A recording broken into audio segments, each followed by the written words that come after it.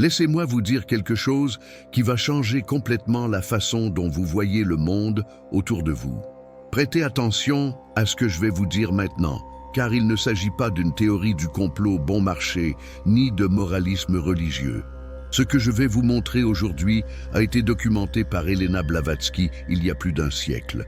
Et quand vous comprendrez le mécanisme qui se cache derrière tout cela, vous réaliserez pourquoi ils ont tenu à vous cacher cette information toute votre vie. Vous êtes-vous déjà demandé pourquoi absolument tout autour de vous est saturé de stimuli sexuels? Allumez la télévision, ouvrez votre téléphone, marchez dans la rue, entrez dans un magasin, peu importe où vous êtes, il y a quelque chose qui essaie de vous exciter sexuellement. Et écoutez, je ne parle pas d'une ou deux publicités racoleuses. Je parle d'une industrie entière, milliardaire, mondiale, fonctionnant 24 heures sur 24 avec un seul objectif: vous maintenir sexuellement stimulé en permanence. La question que personne ne pose est pourquoi? Pourquoi tant d'efforts? Pourquoi tant d'investissements? Si c'était juste pour vendre des produits, on n'aurait pas besoin de tout ça. Mais la vérité, c'est qu'il ne s'agit pas de vendre un produit. Il s'agit d'autre chose. Et cette autre chose est exactement ce que Blavatsky a expliqué dans ses textes que la majorité des gens ignorent. Commençons par la base, par ce qui se passe dans votre corps quand vous avez un orgasme. Et ici, je ne parle pas du point de vue biologique que vous apprenez à l'école. Je parle du point de vue occulte, de ce qui se passe réellement au niveau énergétique quand cela se produit. Blavatsky appelait cette énergie le feu serpentin. C'est la même chose que ce que les hindous appellent la kundalini, que les taoïstes appellent le jing, que les alchimistes européens appelaient l'azote. Des noms différents pour la même force. Et cette force, mon ami, est la chose la plus puissante qui existe en vous. Ce n'est pas une exagération, c'est littéralement le carburant qui vous maintient en vie, qui régénère vos cellules, qui alimente votre système nerveux, qui donne à votre esprit la puissance de fonctionner. C'est de l'énergie vitale, concentrée sous sa forme la plus dense et la plus puissante. Maintenant, que se passe-t-il lorsque vous avez un orgasme sans aucune conscience, sans aucune direction? Cette énergie se dissipe, simplement. Elle s'en va. Elle s'échappe de votre corps comme de la vapeur sortant d'une casserole découverte. Et où va-t-elle? Elle va dans l'éther, vers le plan astral inférieur. Et c'est là que les choses deviennent intéressantes, parce que ce plan n'est pas vide, il y a des choses là-bas. Et ces choses ont besoin d'énergie pour continuer à exister. Blavatsky a décrit cela en détail. Elle a parlé des élémentaires, des coques astrales, des entités qui habitent les couches les plus basses du plan astral et qui se nourrissent littéralement de l'énergie vitale humaine. Et devinez quelle est la forme d'énergie vitale la plus facile à extraire d'un être humain? Exactement. L'énergie sexuelle gaspillée. Vous devez comprendre une différence fondamentale. Il existe ce que les théosophes appelaient le prana, qui est l'énergie vitale de base que vous absorbez du soleil, de l'air, des aliments.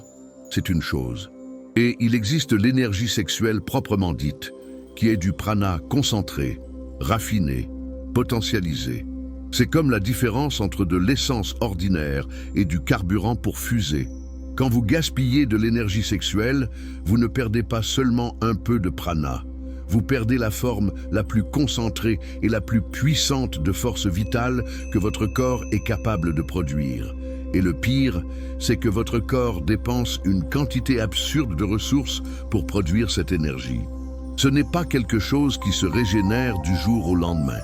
Chaque fois que vous en perdez, votre corps doit travailler dur pour la remplacer. Et pendant qu'il est occupé à la remplacer, vous devenez plus faible, plus vulnérable, plus susceptible. Parlons maintenant de ces habitants du plan astral inférieur que j'ai mentionnés. Blavatsky était très précise à ce sujet. Elle a décrit différents types d'entités qui existent dans ces couches. Il y a les élémentaux, qui sont des forces de la nature sans conscience individuelle.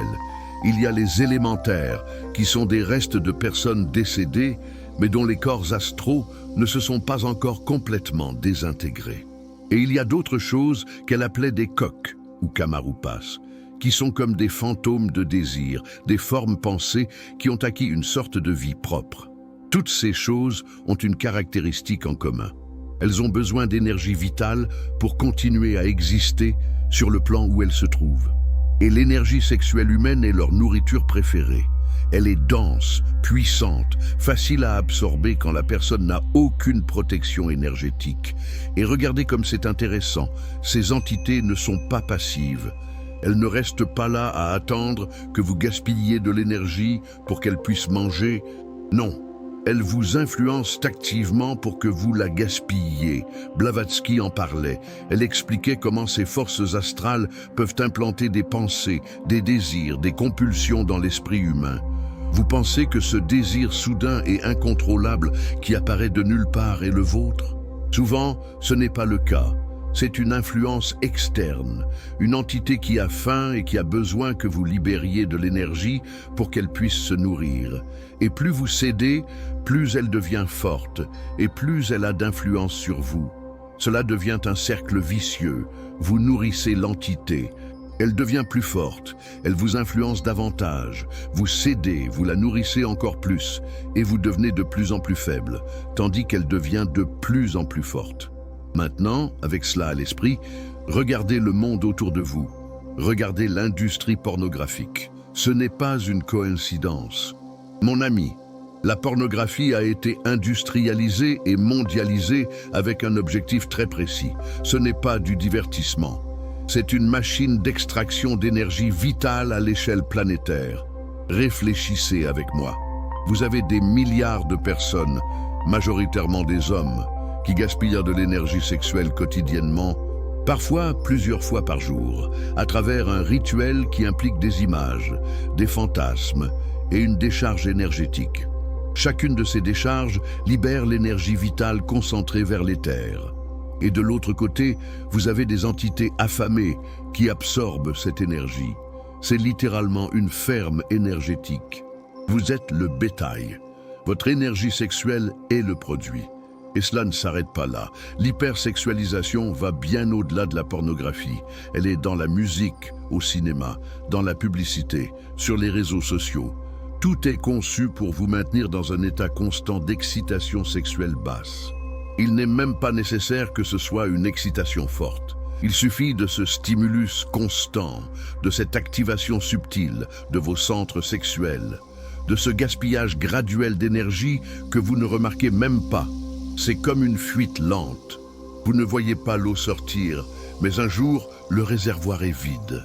Et vous vous demandez pourquoi vous êtes si fatigué, si démotivé, si dépourvu de vitalité. La réponse est là. Vous perdez de l'énergie tout le temps et vous ne vous en rendez même pas compte.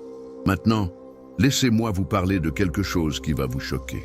Les mages noirs, les praticiens de la basse magie, ils savent tout cela. Ils connaissent le pouvoir de l'énergie sexuelle et l'utilisent dans leurs rituels. Blavatsky mettait constamment en garde à ce sujet. Elle parlait de pratiques tantriques dégénérées, de rituels qui utilisent l'énergie sexuelle pour nourrir des entités en échange de faveurs. C'est un commerce. Le mage offre de l'énergie sexuelle, que ce soit la sienne ou celle d'autres personnes, et en échange, l'entité accomplit un travail pour lui. C'est de la magie transactionnelle. Et devinez d'où vient l'énergie qui alimente ces rituels à grande échelle. Elle vient de vous. Elle vient de millions de personnes qui gaspillent leur énergie sexuelle sans savoir qu'elles nourrissent des forces qui n'ont pas le moindre intérêt pour leur bien-être. Il y a un passage dans les écrits de Blavatsky où elle parle spécifiquement de la façon dont certaines fraternités occultes utilisent l'énergie sexuelle collective de l'humanité pour leurs desseins. Elle n'inventait pas cela.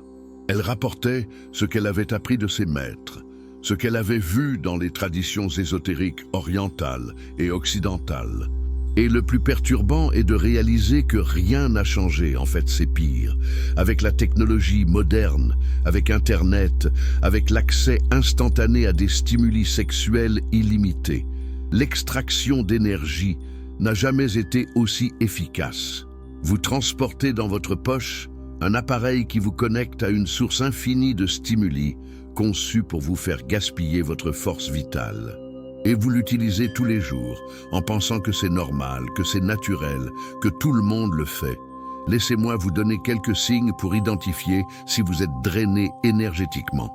Premièrement, la fatigue chronique. Vous dormez et vous vous réveillez fatigué. Votre corps ne récupère pas l'énergie comme il le devrait. Deuxièmement, le brouillard mental. Difficulté de concentration, mémoire faible, pensée dispersée. Votre esprit ne fonctionne pas correctement parce qu'il n'a pas assez de carburant. Troisièmement, le manque de motivation. Cette sensation que rien ne vaut la peine, que vous n'avez pas l'énergie pour faire les choses que vous devez faire. Quatrièmement, anxiété et irritabilité. Votre système nerveux est surchargé parce qu'il n'a pas assez d'énergie vitale pour se réguler. Cinquièmement, une apparence vieillie, des cernes profonds, une peau sans vie, des yeux sans éclat. Votre corps priorise les fonctions de base et il ne reste rien pour la régénération. Et il y a plus. Regardez votre aura. Si vous pouviez voir les champs énergétiques, vous verriez qu'après chaque perte séminale ou orgasme inconscient, votre aura est littéralement perforée.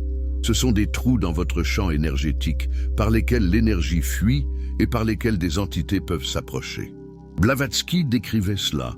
Elle parlait de la façon dont l'aura d'une personne sexuellement dissipée est faible, poreuse, pleine de fissures, et une telle aura n'offre aucune protection.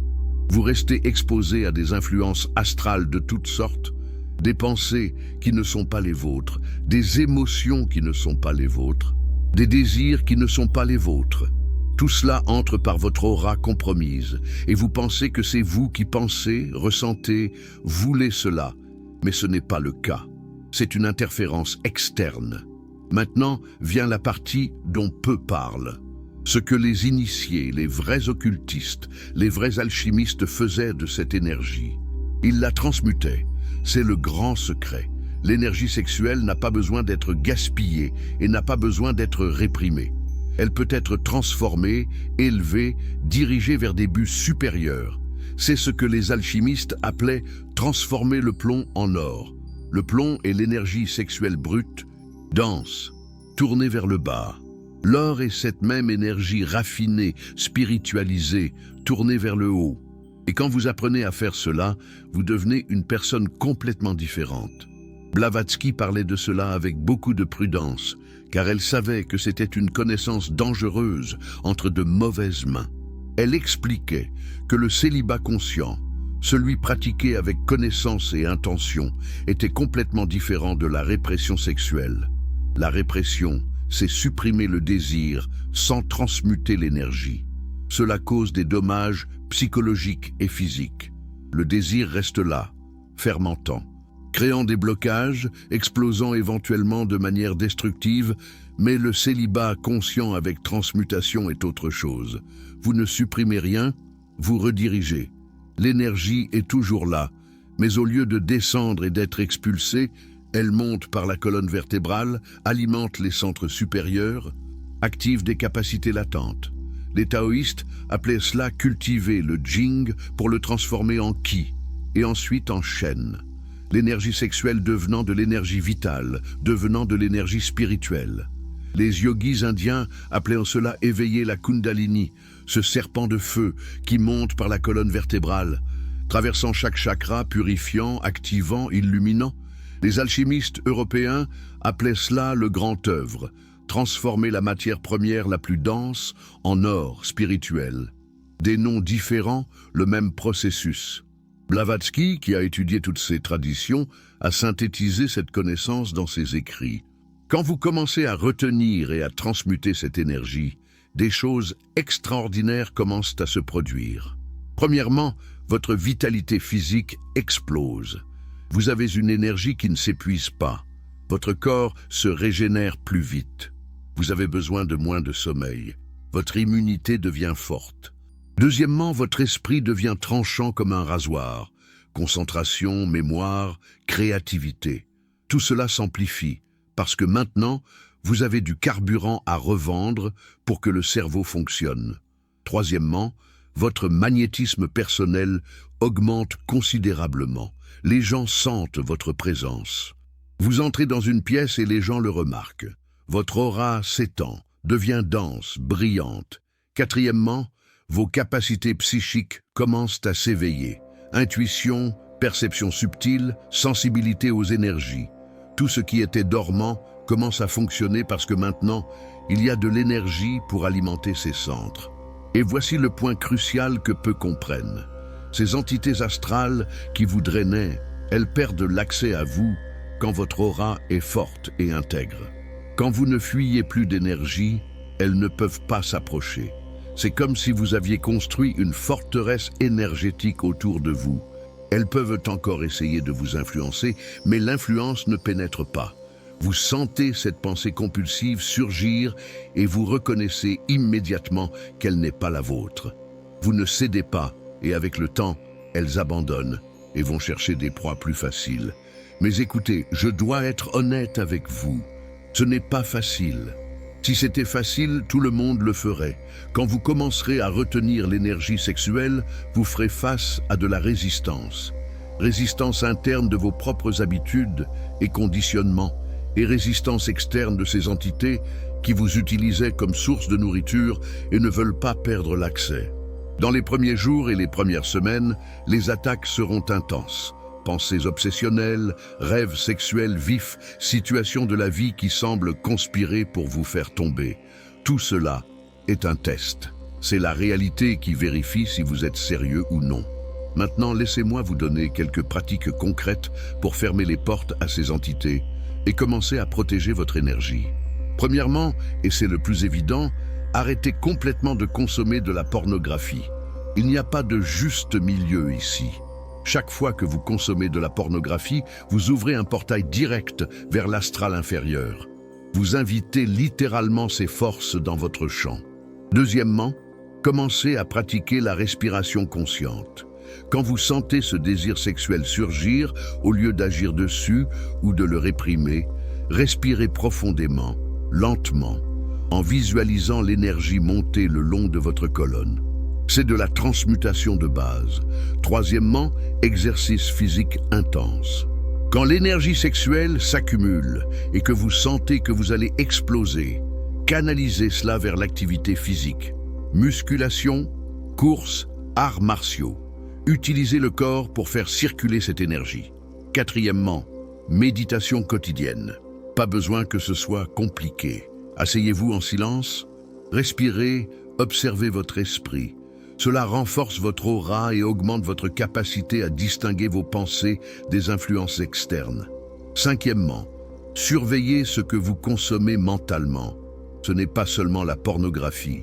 Tout contenu qui active vos centres sexuels de manière inconsciente vous draine. Musique, films, réseaux sociaux. Soyez sélectif. Sixièmement, nettoyez votre environnement. Là où vous dormez, là où vous passez du temps. Gardez-le propre, organisé, avec une bonne énergie. Les entités de basse vibration sont attirées par les environnements chaotiques et sales. Septièmement, et c'est important, renforcez votre volonté. La volonté est comme un muscle. Plus vous l'exercez, plus elle devient forte. Commencez par de petites choses. Vous avez dit que vous vous lèveriez à 6 heures. Levez-vous à 6 heures. Vous avez dit que vous feriez du sport. Faites-le. Vous avez dit que vous ne mangeriez pas cette friandise. Ne la mangez pas. Chaque petite victoire renforce votre volonté. Et quand votre volonté est forte, vous avez le pouvoir sur vos impulsions au lieu d'être leur esclave. Maintenant, je dois vous dire ce qui est peut-être l'information la plus importante de toute cette vidéo. La véritable raison derrière tout ce système de contrôle de votre sexualité. Ce n'est pas ce que vous pensez, ce n'est pas du moralisme. Il ne s'agit pas de vous faire sentir coupable d'être un être sexuel. C'est exactement l'opposé de cela. Il s'agit de vous maintenir suffisamment faible pour que vous n'accédiez jamais au pouvoir réel qui dort en vous. Blavatsky le savait. Elle a écrit à ce sujet. Elle a expliqué que l'être humain a des potentiels latents, absolument extraordinaires, des capacités qui vous feraient paraître comme un dieu comparé à ce que vous êtes maintenant.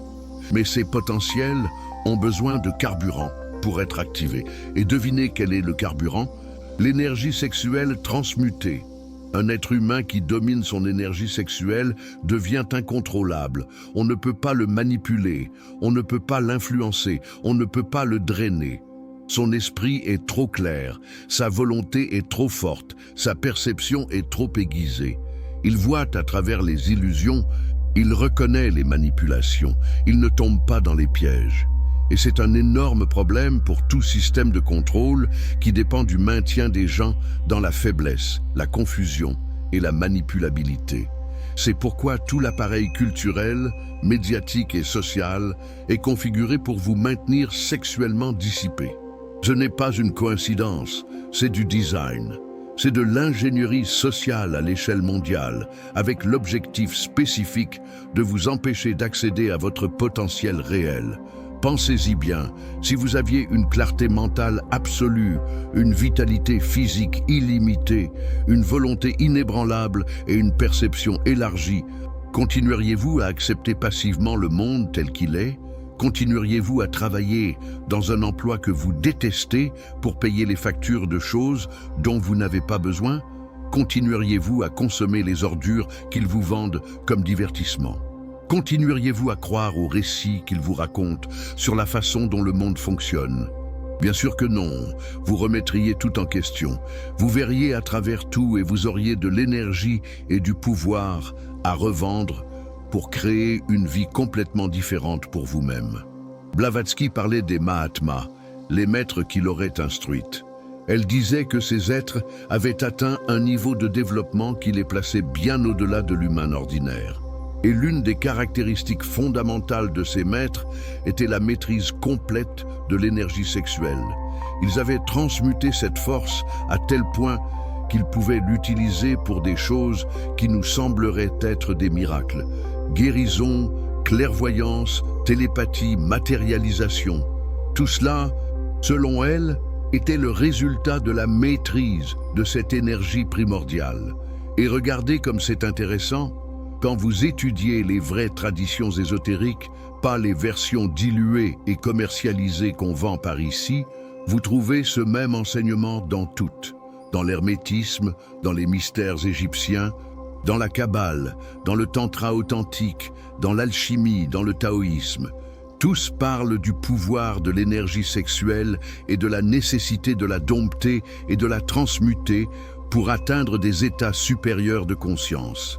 Ce n'est pas une coïncidence si toutes ces traditions sont d'accord là-dessus. Elles décrivent une réalité, une mécanique de l'univers qui fonctionne indépendamment du fait que vous y croyiez ou non. Maintenant, je sais ce que certains d'entre vous pensent. Cela semble trop extrême. Cela semble trop difficile. Cela semble déconnecté de la réalité, et je comprends. Nous avons été conditionnés à croire que nous ne sommes que des corps physiques avec quelques pensées, et que le sexe n'est qu'une fonction biologique naturelle qui doit être satisfaite régulièrement. Mais et si c'était un mensonge? Et si vous étiez beaucoup plus que ce qu'on vous a dit? Et si votre corps n'était que la couche la plus dense d'un être multidimensionnel que vous ne savez même pas que vous êtes? Et si votre énergie sexuelle était littéralement le pouvoir de création de l'univers concentré en vous? Parce que c'est ce qu'elle est. C'est la même force qui crée la vie. Et quand vous apprenez à diriger cette force consciemment, vous pouvez créer bien plus que de simples bébés. Vous pouvez créer votre réalité. Je ne suis pas ici pour vous convaincre de quoi que ce soit. Chacun fait ses choix. Mais je devais partager cette information avec vous parce qu'elle a changé ma vie et je sais qu'elle peut changer la vôtre aussi. La connaissance est là. Elle l'a toujours été. Blavatsky l'a laissé consigner, d'autres maîtres l'ont laissé consigner.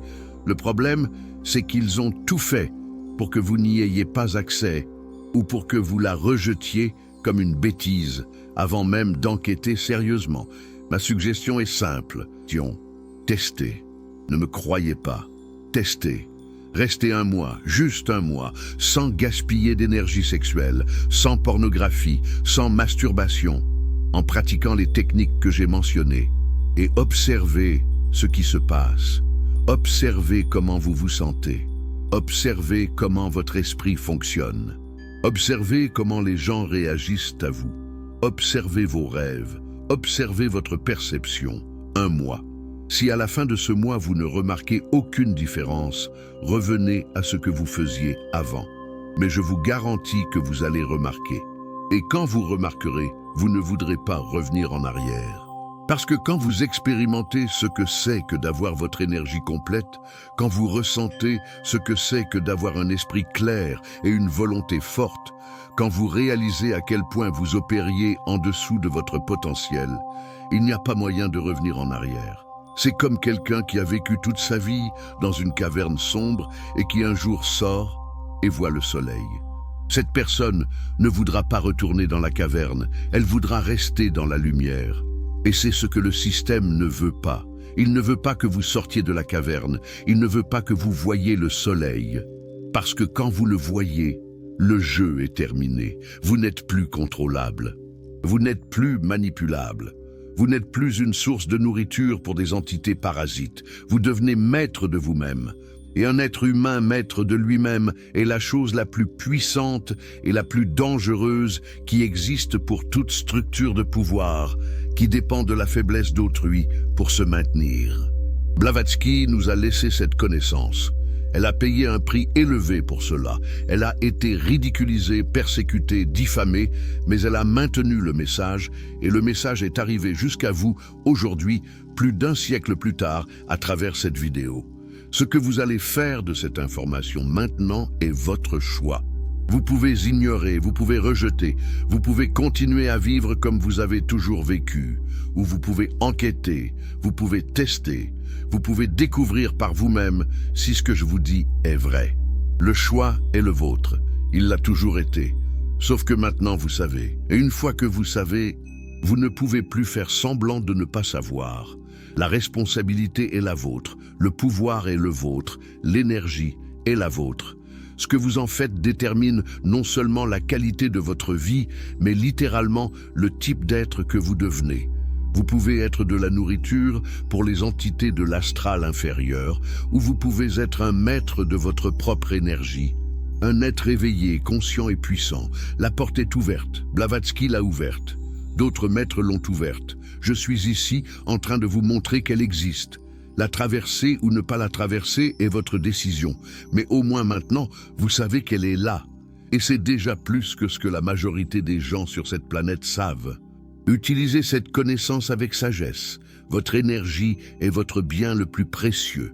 Protégez-la comme vous protégeriez le bien le plus précieux que vous possédez, parce que c'est ce qu'elle est.